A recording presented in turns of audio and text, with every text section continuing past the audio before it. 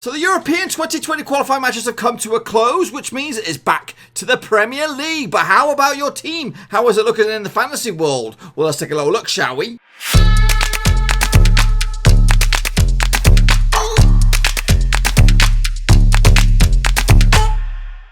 That's right, folks, back once again with a latest Fantasy Football Premier League update, boys and girls, and we'll get to that in just 1 second. If you're new to the channel, smash that subscribe button to keep you bang up to date with all things Fantasy Football related, Blackburn Rovers related, world football related. We're all here on Worowski. That's right, boys and girls, and we are getting ready for the return of the Premier League, boys and girls. But yeah, let's take a look at the old Fantasy Football stakes before we get into the ins and outs.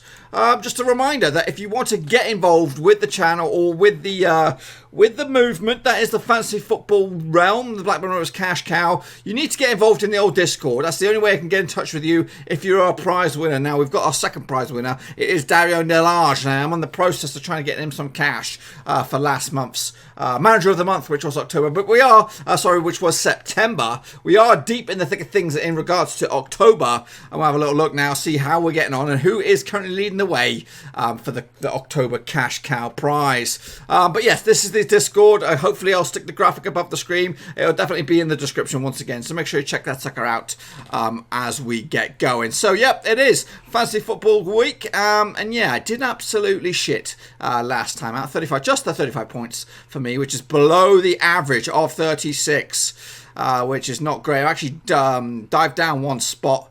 In fact, I had a lot of points on my bench. Look at that. I had 12, 19, 28 points on my bench. Nearly more than the rest of my team combined. That is an absolute shit show. Absolute shit show. Anyways, let's take a look at the current state of flux, which is the Blackburn Rovers Cash Cow League. This is the overall league. Currently, Eden Comeback is leading the way overall. That is Ben Pugh to you and me. Right, hot on his heels is I Really Need the Toilet. Yes, Joel Todd is just 3 points behind Ben for the top spot, and Gulshan Jane is in third spot as well with 485 points. But that means absolutely nothing in regards to the Manager of the Month for October.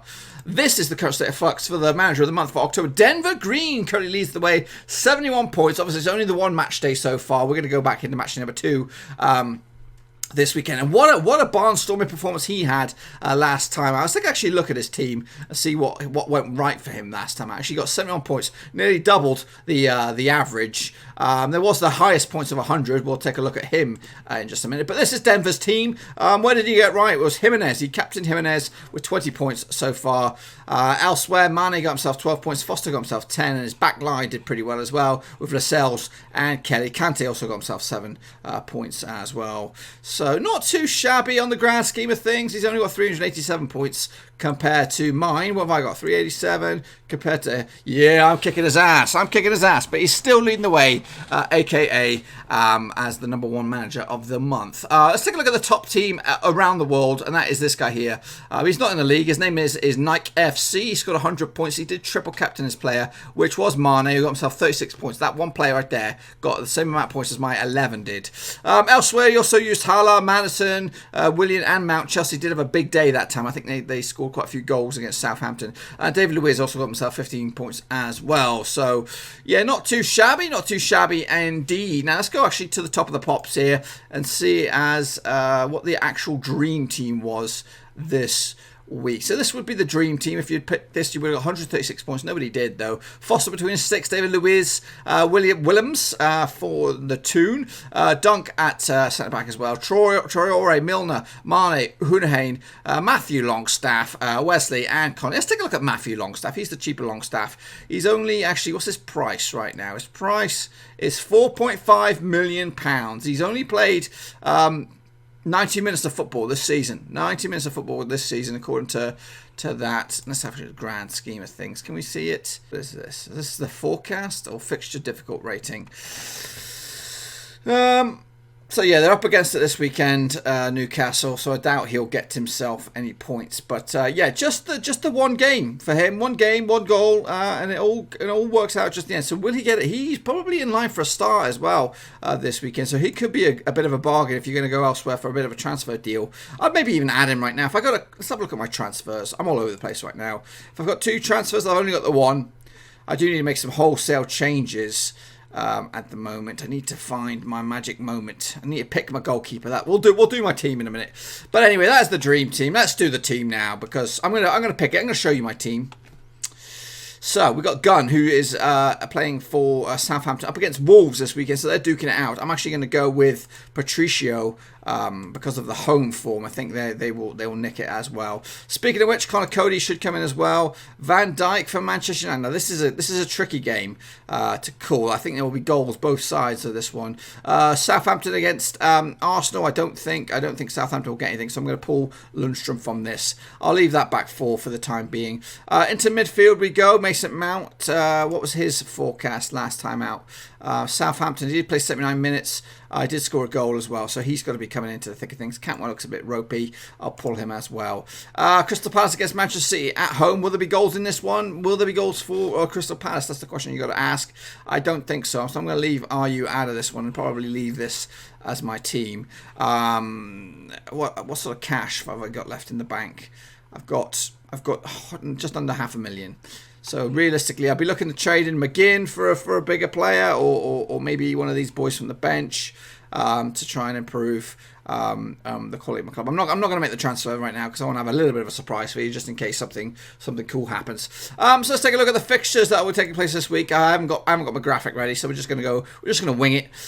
West Ham take on Everton. This is a big game for Everton. I think a defeat for them, and we could see a manager sacking, and that could be Silva leaving Everton if he loses it. That's just my opinion. It's nothing written anywhere, but I think if he loses that one, because all eyes will be on him early morning on Saturday, except for me, because I'll be watching Rovers nice and early. So yeah, for this one, I don't know. I can't call either side. I expect it to be a difficult game. I think West Ham might nick it, but that's too hard to call. I do expect Villa to be beating Brighton, though. Maybe if you've got any Villa defenders like me, you've got Tyrone Mings. I think he'll do well this week. Probably get a clean sheet as well. Bournemouth, Norwich, can't really call this one as well. Timu Puki's gone off the ball a little bit. I think if you've got him, you might want to drop him because he hasn't scored in a while. I expect Chelsea to dominate Newcastle, probably a 2 or 3 goal cushion. So if you've got a Chelsea striker or attacker, Mason Mount, who else they got up top?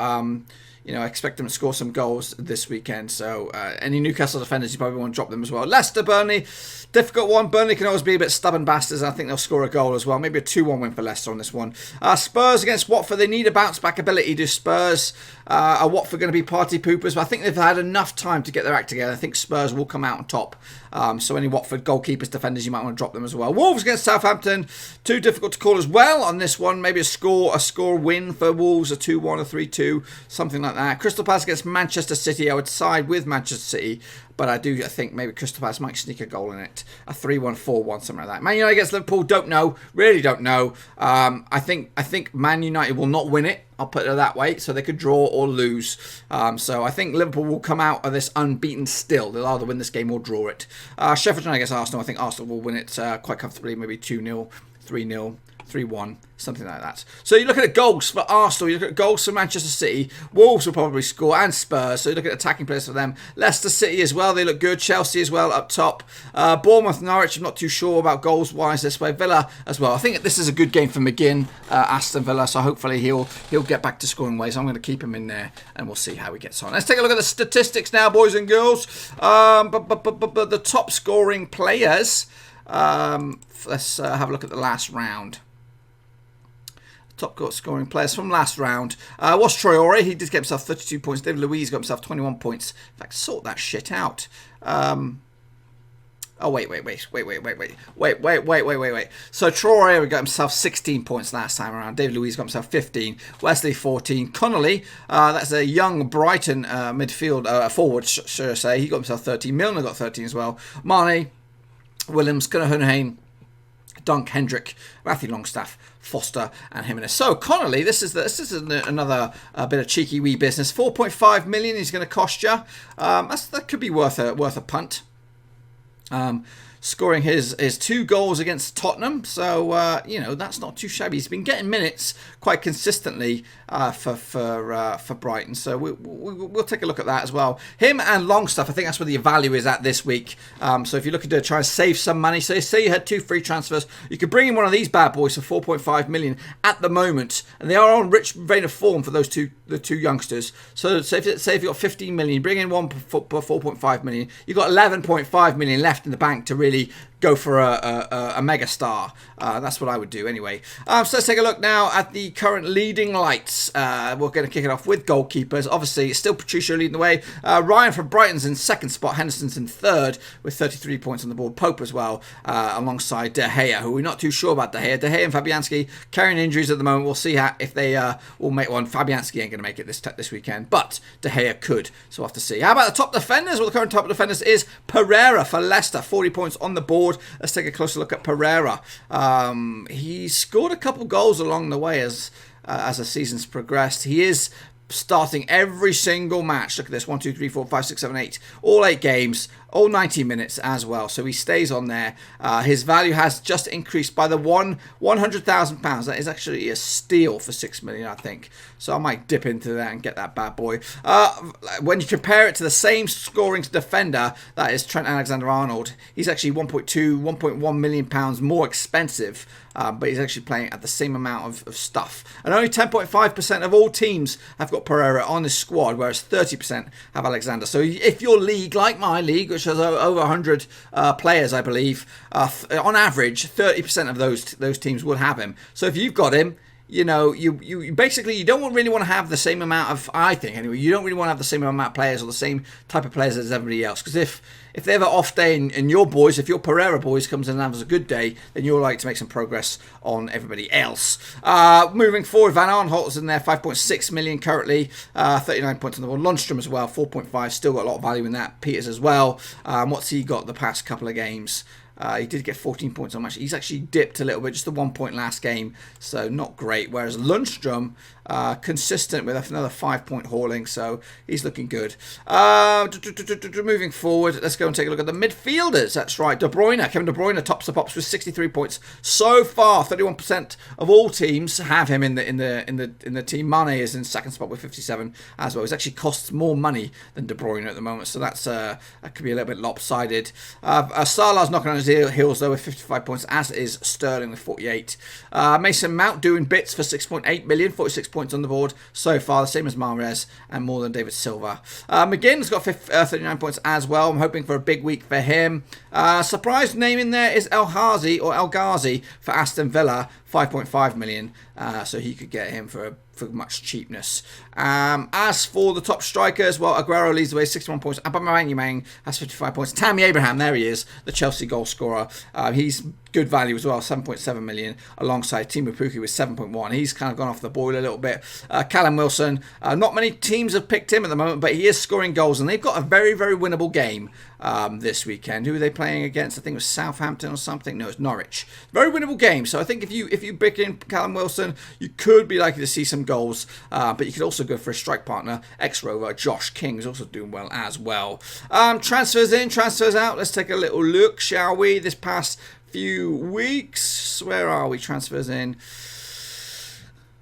Transfers in. Who they brought in? Well, a lot of teams have brought in. We're going to know all the players because I'm running a little over on time here. So Mane's been brought in this week 327,000 times. As for Tammy Abraham, 227,000 times has been brought in this week. Mason Mount has also been brought in 215,000 times. Pereira, like I said, not many teams have gone for him. Only 157,000 teams have brought him in this week. Madison's also returned 143,000. How about you drop it like it's hot? Well, the players that have been dropped the most this past round. Teemu Pukki, a lot of people finally realising that his goal scoring run may have come to a bit of a halt. 353,000 teams dropped him this weekend. Salah's been dropped as well, 323,000 times as well. Hugo Lloris dropped by nearly 150,000 teams have dropped him. Still, 6.4 teams have him as their goalkeeper. He's a good goalkeeper, but he's going to be out till the new year. De Bruyne has been dropped as well, 143,000 times as well. And Cantwell's been dropped. And again, his percentage has dropped to 24.2%. Of all teams have him selected. Is that what it is here? Selected by? Selected by. This must be selected by. It must be. So Cantwell started, well, for 21,324 teams had him in the team. Then it went to 45,000. Then it went to 333,000. All the way up to 1.76 million teams had him in their squad. But that is a drop. There's a drop now of, like I said, 107,000, I believe. Is that a drop? Yeah, something like that. Something like that.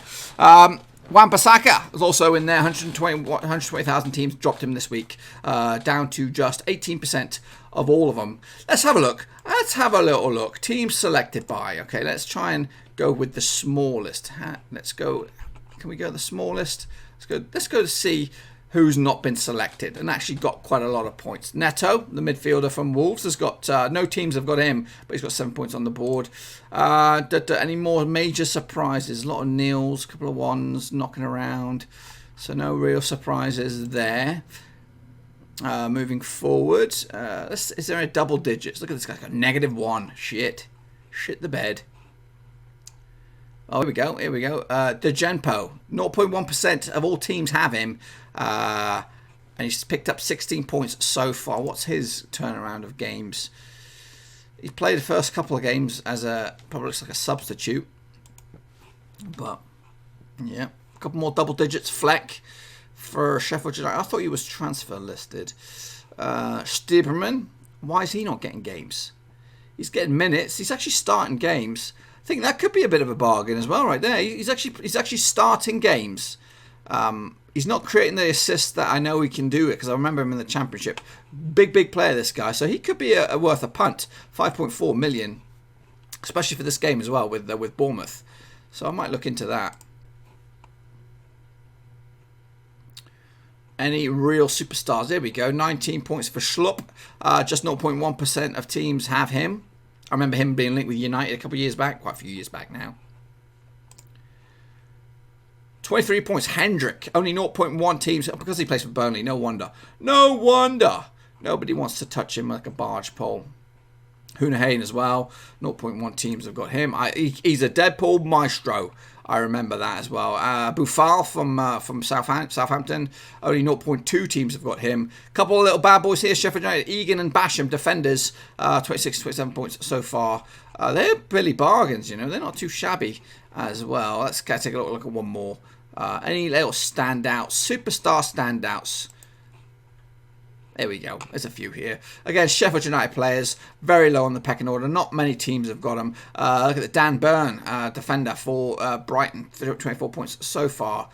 He's only been selected by 0.3 teams. There are bargains to be had out there, and there are players that you could add to really strengthen your team. But anyway, that is the state of flux currently in the Fantasy Football League. Again, be sure to get involved with the Discord, because if you win the Manager of the Month, I'm looking at you guys, Denver Green or whatever your name is, you are currently leading the way. So you've got to get involved, because if you want that cash prize, I can't get a hold of you any other way. So that is important. Make sure you do so.